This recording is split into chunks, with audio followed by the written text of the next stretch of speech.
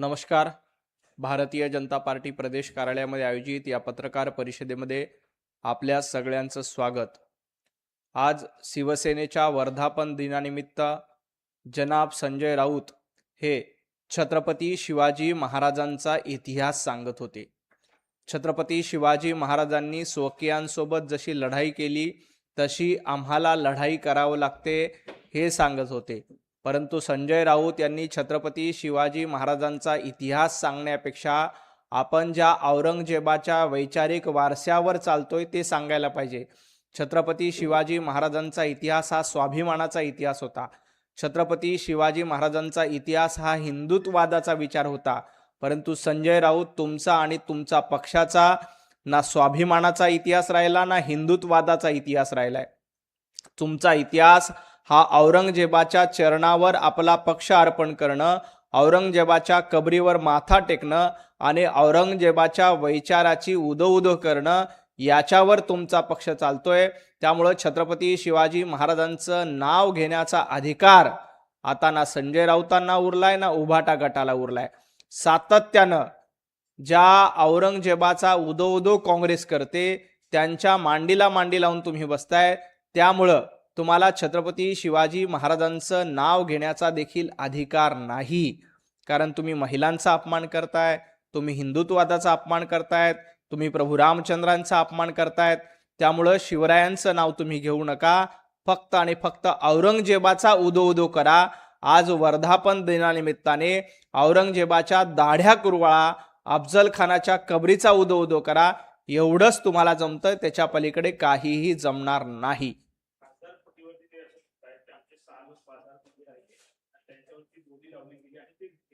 संजय राऊत 2019ला सगळ्यात मोठा बाजार तुम्ही मांडला.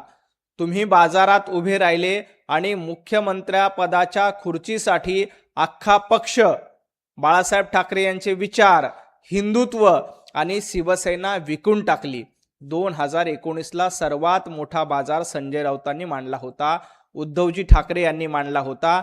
आणि त्या बाजारामध्ये मुख्यमंत्री पदाच्या खुर्चीच्या पोटी आपल्या वडिलांचे विचार विकले, हिंदुत्व विकलं, 60 वर्षाची शिवसेना विकली. याचं उत्तर आधी संजय राऊतांनी दिले पाहिजे. आपण स्वतः बाजारात उभं राहायचं, आपल्या स्वतःच्या पक्षाचा लिलाव करायचा आणि मग विचारांना विकले म्हणायचे. हे धंदे संजय राऊतांनी बंद करावे. तुम्ही स्वतः 2019 साली आपल्या पक्षाचा लिलाव केला, त्यावेळेला किती कोटी घेतले होते, किती रुपयांमध्ये तो लिलाव केला होता, याचं उत्तर एकदा संजय राऊतांनी महाराष्ट्राला द्यावं.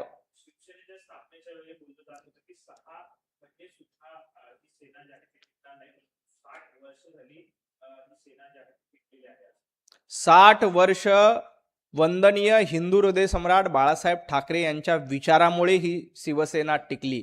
आणि मुळामध्ये मूळ शिवसेना ही एकनाथजी शिंदेंसोबत आहेत. कारण ते बाळासाहेब ठाकरेंचे विचार म्हणतात, ते छत्रपती शिवाजी महाराजांचे विचार म्हणतात. तुमच्यासारखं काँग्रेसच्या मांडीला लावून जाऊन बसले नाहीत, तुमच्यासारखं औरंगजेबाचा उदो करत नाहीत, तुमच्यासारखं राम मंदिरांवर टीका करत नाहीत. त्यामुळे आज मूळ शिवसेनेचा वर्धापन दिन आहे, उभाटा गटाचा वर्धापन दिन नाही. उभाटा गटाचा वर्धापन दिन ज्या दिवशी उभाटा गट स्थापन झाला त्या दिवशी आहे. त्यामुळं संजय राऊतांनी एकदा उभाटा गटाची कुंडली शोधली पाहिजे की उभाटा गटाचा जन्म नेमका कुठल्या दिवशी झाला. जी मूळ शिवसेना आहे, ज्याच्यावर महाराष्ट्रातील जनतेनं शिक्कामोर्तब केलं, ज्यांना सर्वाधिक मतं महाराष्ट्रामध्ये मिळाली, ज्यांचा वैचारिक वारसा बाळासाहेब ठाकरे यांचा आहे, ती शिवसेना मूळ आहे. आज उभाटा गटाने खरं तर वर्धापन दिन साजरा करू नये.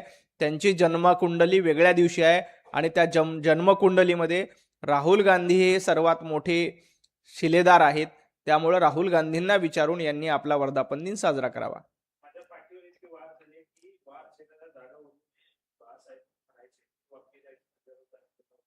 नाही, खरं तर संजय राऊतांनी बाळासाहेब ठाकरेंचं देखील नाव घेऊ नये.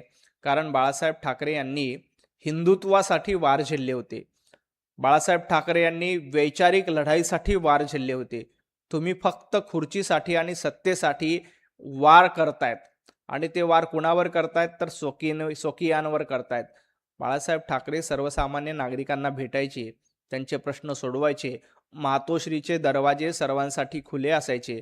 आज उद्धवजींच्या काळात, संजय राऊतांच्या काळामध्ये मातोश्रीचे दरवाजे बंद आहेत. त्यामुळे तुम्ही बाळासाहेबांचं नाव घेताना त्यांच्या विचारांचा वारसा कोण चालवतंय हे बघा.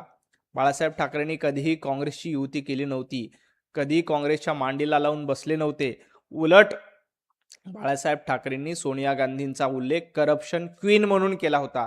एवढंच नाही तर माझी काँग्रेस होत असेल तर माझं दुकान बंद करेल, हे वंदनीय हिंदू हृदय सम्राट बाळासाहेब ठाकरे यांचं वाक्य. परंतु संजय राऊत हे सोयीस्करपणे विसरतात, त्यांना विस्मृतीचा आजार झालाय.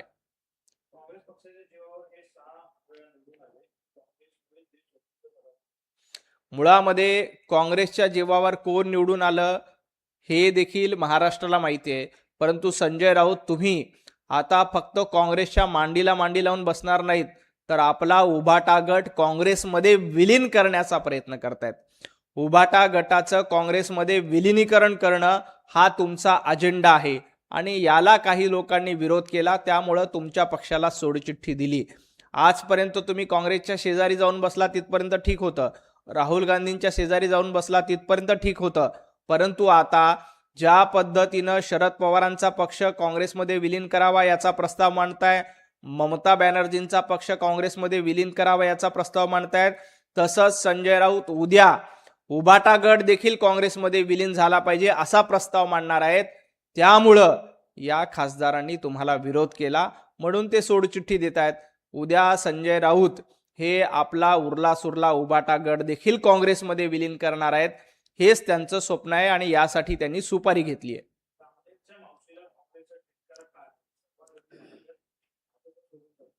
गिरीशजी महाजन यांना भारतीय जनता पार्टी सोडून जावं यासाठी संजय राऊत तुम्ही अनेक वेळेला प्रयत्न केले.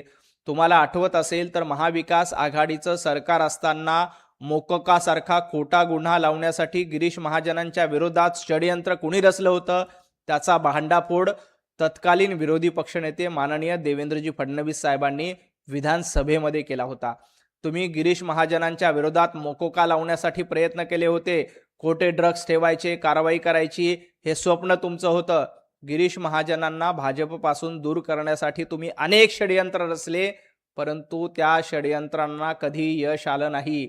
संजय राऊत अर्धा तास काय 2.5 वर्ष 5 वर्ष तुमच्याकडे ईडी CBI दिली, तरीही भारतीय जनता पार्टीचा साधा कार्यकर्ता तुम्ही फोडू शकला नाहीत. 2.5 वर्ष महाविकास आघाडीचं सरकार असताना आमच्या अनेक कार्यकर्त्यांवर खोटे गुन्हे दाखल केले, आमच्या अनेक कार्यकर्त्यांना तुरुंगात डांबण्याचा प्रयत्न केला, परंतु भारतीय जनता पार्टीचा एक कार्यकर्ता तुम्हाला फोडता आला नाही. तुम्ही काय ईडी द्या, CBI द्या याच्या गप्पा करताय, ती तुमची अवकात नाहीये. कारण ईडी CBIच्या माध्यमातून पक्ष फुटत असले तर काँग्रेसचं राज्य आयुष्यभर गेलं नसतं. एवढा गैरवापर काँग्रेसनं ईडी आणि CBIचा केलेला आहे. नाही, 7 तुकडे काय, तुमच्या गटाचे 70 तुकडे झालेत ते बघा.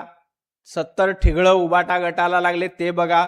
रोज एक कार्यकर्ता, रोज एक आमदार, रोज एक नगरसेवक तुम्हाला सोडचिठ्ठी देतोय.